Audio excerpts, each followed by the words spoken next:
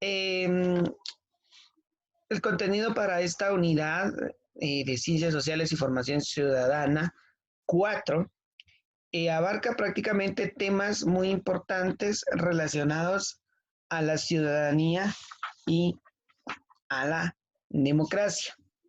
Ciudadanía y democracia en donde ustedes como personas son o forman parte de esta sociedad, forman parte como futuros líderes o como futuros encargados de tomar las riendas y hacia dónde quieren llevar eh, el rumbo de esta sociedad que es la guatemalteca, que es la nuestra, porque aquí nacimos, ¿verdad?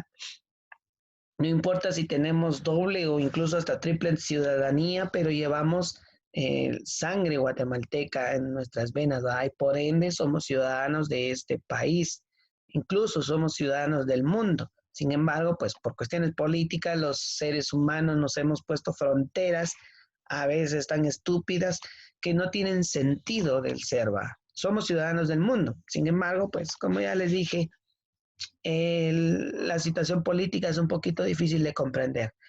Y vamos a ver temas relacionados a la democracia en donde el ser humano tiene la elección de asignar personas capaces, ya sea que sean innatos o natos, ¿verdad? Para que tomen y los gobiernen, para que agarren y ejecuten todas esas acciones con el objetivo de llevar a una sociedad a un bien común. Esa es democracia, ¿verdad? Entonces, continuamos, vamos a definir en primer lugar lo que es Estado, lo que es nación y lo que es etnia. Estos tres estados son categorías analíticas de las ciencias sociales que utilizamos para entender las diferentes formas de gobierno o las formas de organización social y política. Se caracteriza por ser grupos de personas con una organización interna dirigida por sus líderes, ¿sí? Sus miembros comparten rasgos característicos como su forma de vida y como colectivo, su formación es el resultado de un proceso histórico. Cuando hablamos de un resultado de proceso histórico, debemos entender que la sociedad que hoy en día tenemos es el resultado de las acciones que han tomado muchos de nuestros líderes en lo largo de la formación de este hermoso país. Recuerden que el país de Guatemala fue tomando forma ahí por el año 1840 hacia nuestros días. Muchos asignan la independencia en el año 1821, sin embargo, pues ahí únicamente lo que se firmó fue la desanexión del Reino de España, ¿verdad? En la cual se formó la Federación Centroamericana, la Federación de los Estados Centroamericanos, cuyos estados se fueron separando uno por uno debido a pues intereses políticos, incluso personales de los líderes de cada estado. Y fue así como fueron surgiendo cada país que hoy en día conocemos como las Provincias Unidas de Centroamérica. Incluso hasta se intentó formar un sexto estado, sin embargo, pues la misma situación que estaba pasando el país por aquellos años, eh, tuvo que hubo una necesidad de parte del presidente en aquellos días de invadir nuevamente y retomar la capital del sexto estado de los Altos, que en aquellos entonces era Quetzaltenango, ¿verdad? ¿Por qué? Porque al momento de aperturarse un nuevo estado o una nueva nación, eh, iban a quitar mucho de los recursos a lo que era el país de Guatemala en aquellos entonces. Vamos a definir lo que es estado, nación y etnia. Entonces, el Estado está constituido por tres elementos, cuyos elementos son la población, territorio sobre el que se tiene jurisdicción y cuerpo político. Estos cuerpos políticos son los de gobierno que están conformados por las instituciones que ejercen el poder y establecen las normas. Hay en estados integrados por un solo grupo homogéneo y otros por grupos muy diversos. En ambos, las políticas públicas y estratégicas estatales suelen plantearse por una pequeña élite socioeconómica, o sea, los ricos, cuyas decisiones unilaterales argumentan ser democráticas y participativas. En otros casos, la diversidad es aceptada, existe la posibilidad de coexistencia de grupos diversos ceñidos voluntariamente en un cuerpo jurídico compartido, como es el caso de nuestro país. Existe una serie de grupos, hay varias comunidades que cohabitan en un pequeño territorio. Y pues aquí es como podemos ver estos tres elementos. La población es todo aquella persona que se considera como guatemalteca de nacimiento o naturalizado. Territorio, Guatemala tiene un territorio que colinda al norte con México, al oeste con México, al sur con el Océano Pacífico y al noreste con Honduras y al sureste con El Salvador. Y en la parte noreste extremo lo comparte con Belice. Entonces, es un territorio completo en la cual ustedes ya saben se dividen en 22 departamentos y bueno, antes de esa división de los 22 departamentos se dividen en 8 regiones, ¿verdad? Y 22 departamentos. Bueno, y más de 300 municipalidades. Ahora bien, cuando hablamos de un cuerpo político, estamos hablando de los gobiernos que a cada 4 años pasan por el poder. Cada uno de ellos tienen una política muy específica de lo que quieren lograr en esos 4 años. El concepto nación. El concepto nación se caracteriza por su corte político con arraigo étnico y cultural. Sus miembros reconocen una historia común y comparten un imaginario social. ¿Qué es lo que esa cultura o ese arraigo étnico y cultural común entre todos? Bueno, tal vez usted no sea específicamente de origen maya, sin embargo, pues por ser parte de esta nación, de este lugar, usted eh, forma parte y se siente parte de esa cultura. Tal vez usted dice, bueno, yo ni apellidos, pues ni mi descendencia no tiene nada que ver con los indígenas del país. Sin embargo, al yo vivir acá, siento amor por la marimba, siento admiración por el quetzal, siento admiración por la cosmovisión y la cultura maya. Me gusta vestir de traje típico, etcétera. Eso es parte de una cultura y un arraigo étnico que como guatemalteco nos caracteriza y nos hace únicos. Y nosotros como personas formamos la nación. A diferencia del Estado, el Estado es la estructura de nuestra nación, ¿sí? Etnia. La etnia son unidades humanas cuya esencia se encuentran en la historia, la cultura y el parentesco común de las personas que lo conforman. O sea, la reproducción del grupo étnico depende de su reproducción biológica y social.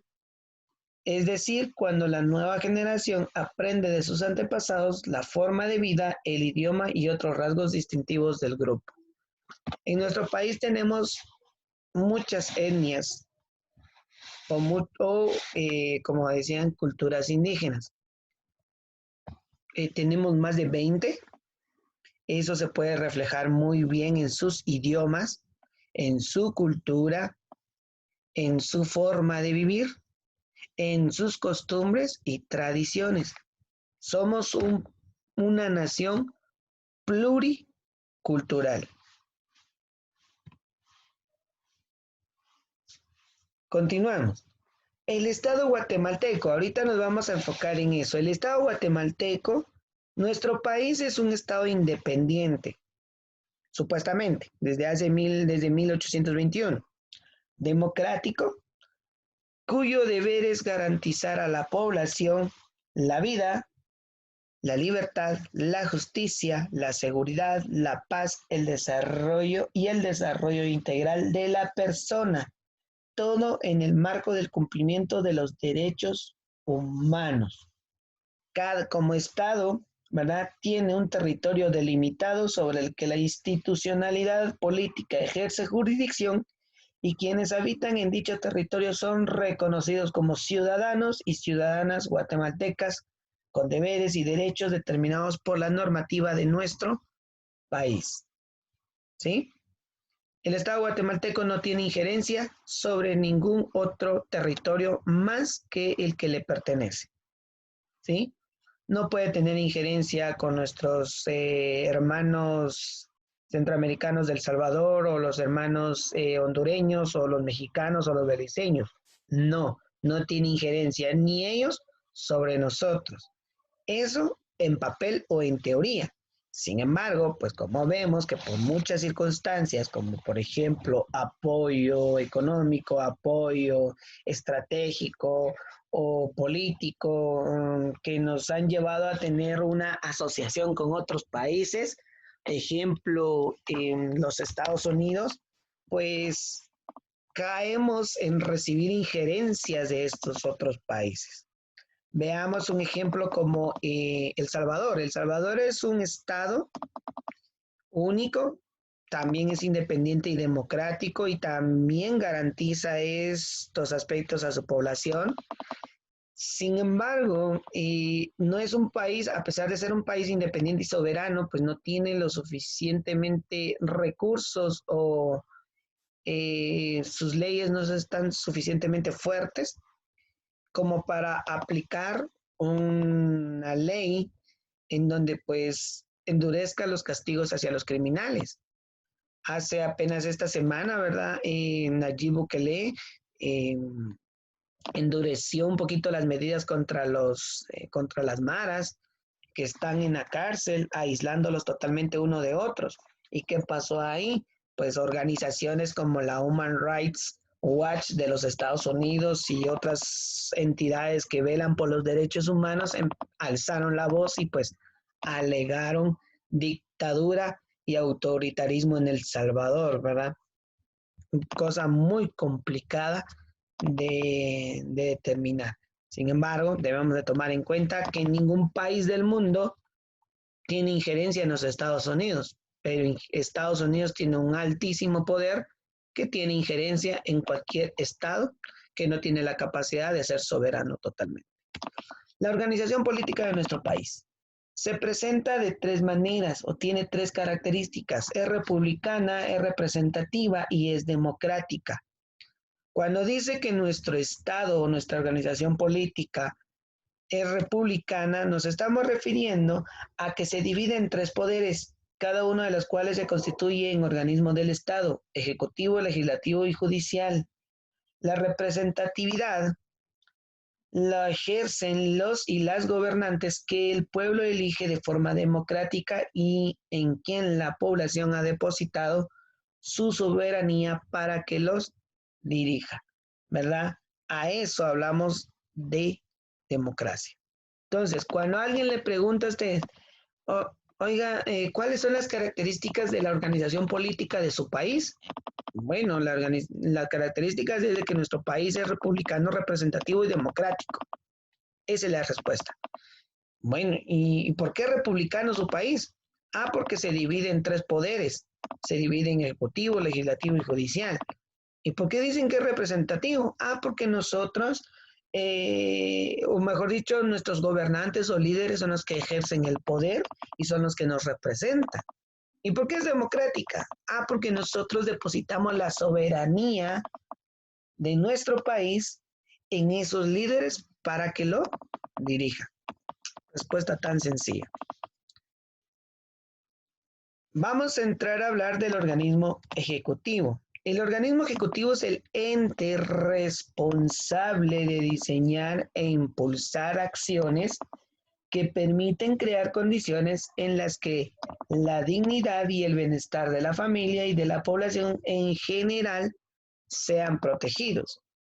Y pues el organismo ejecutivo está conformado por el presidente, el vicepresidente, los 14 ministros de Estado, que son los responsables de atender y ejecutar las políticas públicas en los diferentes ámbitos de acción y secretarías de los ministerios que lo auxilian en asuntos específicos. También lo conforman las gobernaciones o los gobernadores departamentales eh, y dependencias y entidades públicas descentralizadas, autónomas y semiautónomas.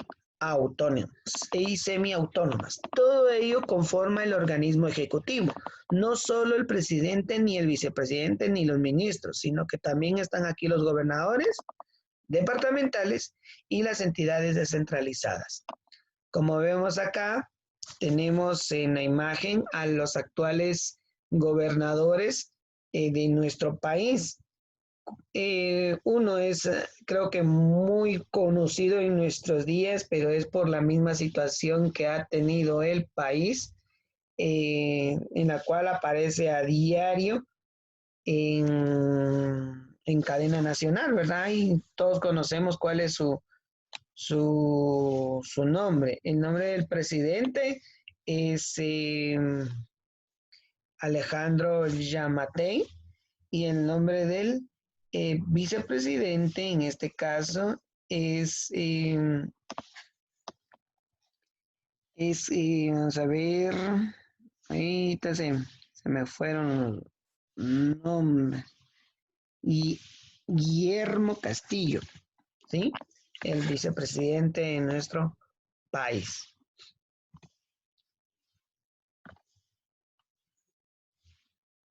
En el caso bueno, antes de pasar al organismo judicial, en el caso de la presidencia, eh, tanto presidente como vicepresidente dirigen el actuar de las demás dependencias de este organismo y para ello su trabajo en equipo con los ministerios y secretarías es fundamental para el éxito del gobierno. O sea, todos tienen que estar en comunión ahí en el Ejecutivo para acatar.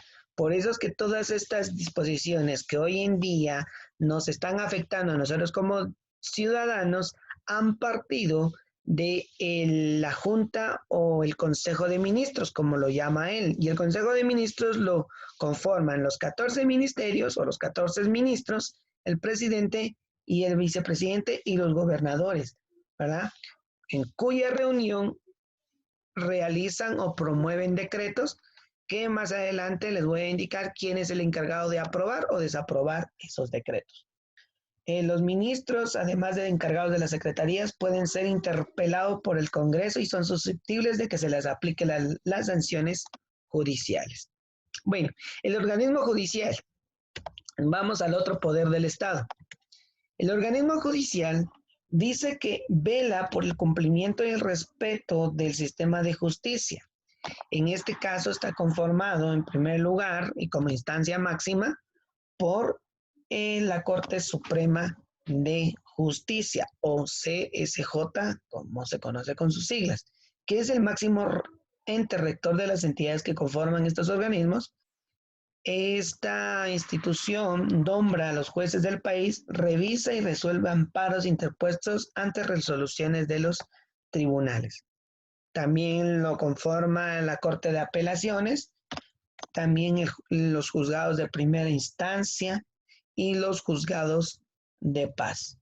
El proceso de justicia es apoyado, en este caso, por la Corte de Constitucionalidad, cuya tarea es velar por que todas las resoluciones respeten la Carta Magna o Constitución, como se le conoce.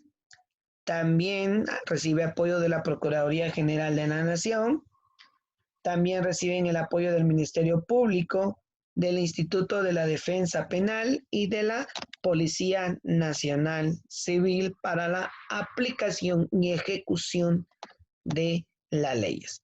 Por eso es que en cuanto al decreto que se ha publicado, sí o sí se deben aplicar. Ahora bien, aquí viene otro poder del Estado que equilibra las fuerzas que se ejercen en las altas esferas. El poder ejecutivo ejerce una fuerza muy fuerte que necesita de otro poder que aplique la misma fuerza para crear un equilibrio, cosa que no sucede con el organismo judicial, que ese es el único de velar y aplicar las leyes.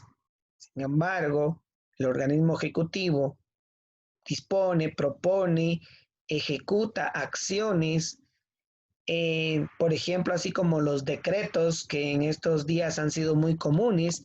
Sin embargo, hay otro poder que equilibra esas fuerzas y determina si es viable aplicar esos decretos o no, ¿verdad? En este caso hablo del organismo legislativo. En el caso del organismo legislativo, este se ejerce por medio del Congreso de la República de Guatemala. Es el medio por el que el pueblo guatemalteco decreta, reforma y deroga las leyes.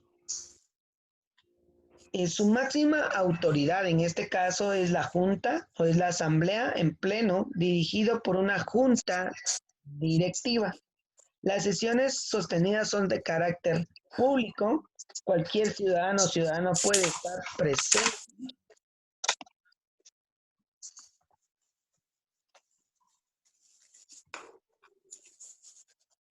Puede estar presente en cualquier momento, o sea, que usted como ciudadano puede en cualquier momento, en alguna de las sesiones del Congreso de la República, usted puede estar, ¿verdad? Obviamente no en el hemiciclo donde están los diputados, pero sí en la parte superior de ese edificio en donde usted puede observar todo el trabajo de los diputados, ¿verdad?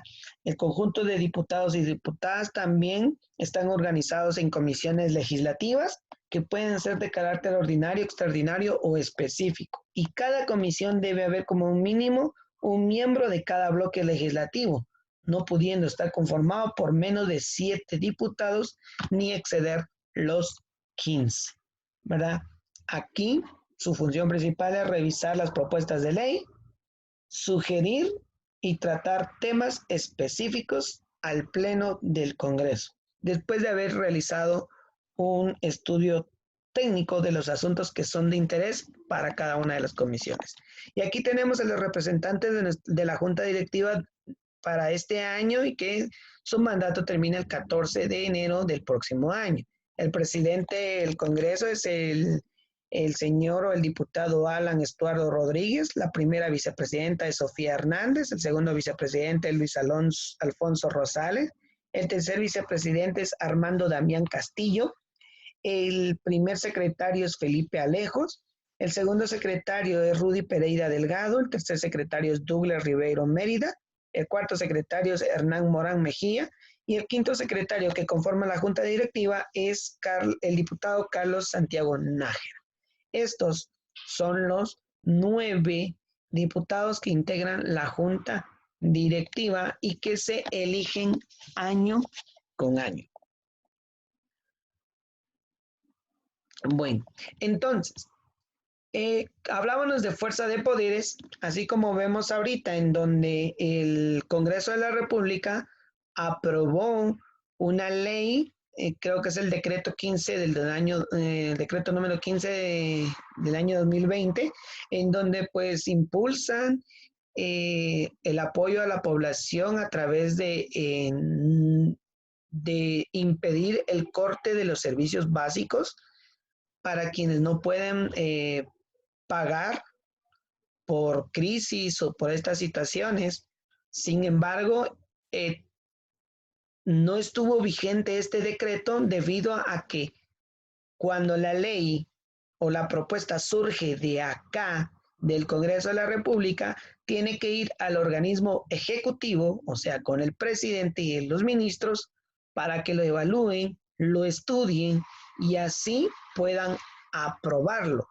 Si el presidente no lo aprueba y no firma como aceptado, esa ley es revocada y se regresa al Congreso de la República para que evalúen y puedan hacer las modificaciones que se hayan hecho en las observaciones. Como vimos esta semana, a principios de esta semana, el presidente dijo que pues derogaba esa ley. Los diputados y muchas asociaciones pues no estuvieron conformes, estuvieron enojados por lo que pasaba, porque eso le daba poder a las empresas de agua, de luz, de telefonía, de internet y otros servicios básicos de poder hacer el corte por falta de pago. Sin embargo, el día de ayer, en la reunión como tipo 10 de la noche, 10, 11 de la noche, eh, en la última reunión del Congreso, aprobaron con un voto de 114 diputados el rechazo al veto de ese decreto por parte del presidente. Ahora bien, tiene que pasar otros análisis para que esto se vaya a la Corte de Constitucionalidad que les hablaba anteriormente. Esta Corte de Constitucionalidad, que es el que va a estudiar esa ley a fondo y va a indicar si existen fallas o no.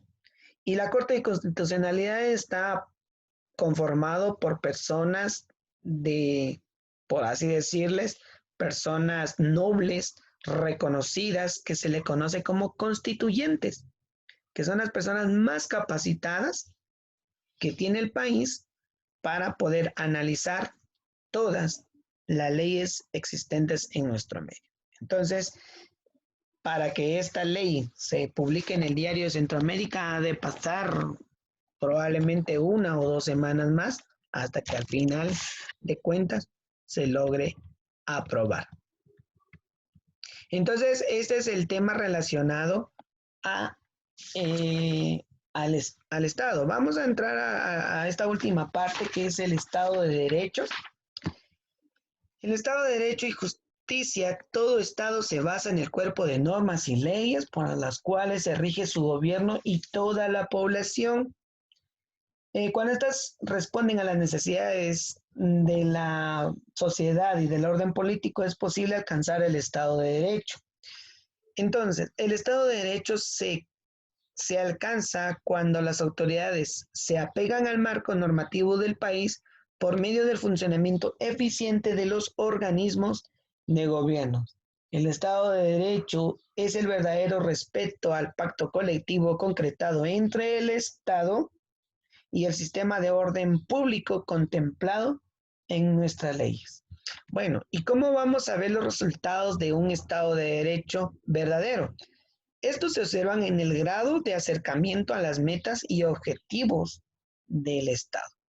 Y en este caso, Guatemala utiliza el, el tema de los objetivos de desarrollo sostenible, cosa que ustedes ya hicieron un álbum de este tema. Los objetivos de desarrollo sostenible se acordaron en septiembre del 2016, donde los 193 países miembros de la Organización de las Naciones Unidas, o ONU, como se le conoce, acordaron cumplir con 17 objetivos, como la agenda, que se conoce colectivamente como Agenda 2030. Esta Agenda 2030 se basa en los objetivos del desarrollo del milenio, que antes del 2016 pues únicamente eran 8, ¿sí? Pero evaluaron esos objetivos del milenio y se dieron cuenta que habían algunos objetivos que había que separar por cada uno porque no se estaba cumpliendo a cabalidad. Y fue así como surgieron estos 17 objetivos de desarrollo sostenible. O sea, evolucionaron, salieron de llamarse objetivos de desarrollo del milenio a llamarse objetivos de desarrollo sostenible, ¿verdad? Esto con el fin de cambiar las condiciones de vida de la población mundial hacia el año 2030. En nuestro país, como Estado miembro, ha asumido esas metas y se ha comprometido a promover políticas públicas y tomar las decisiones necesarias para alcanzar su cumplimiento. Estas metas están orientadas a erradicar la pobreza y el hambre, permitir el acceso a los servicios básicos, alcanzar la desigualdad, entre otros. El cumplimiento de las metas del milenio en Guatemala se centra en reducir las condiciones de exclusión en economía, política, jurídica y social de nuestra población. En la agenda, en Guatemala, la Agenda 2030 está ajustada a la estrategia de desarrollo de largo plazo denominada Plan Nacional de Desarrollo CATUM, Nuestra Guatemala 2032, cuyos esfuerzos van a ir de la mano de las acciones que aseguran la eliminación de las brechas sociales relacionadas con la diversidad étnica y la desigualdad de género. Ustedes ya pudieron ver los 17 objetivos de desarrollo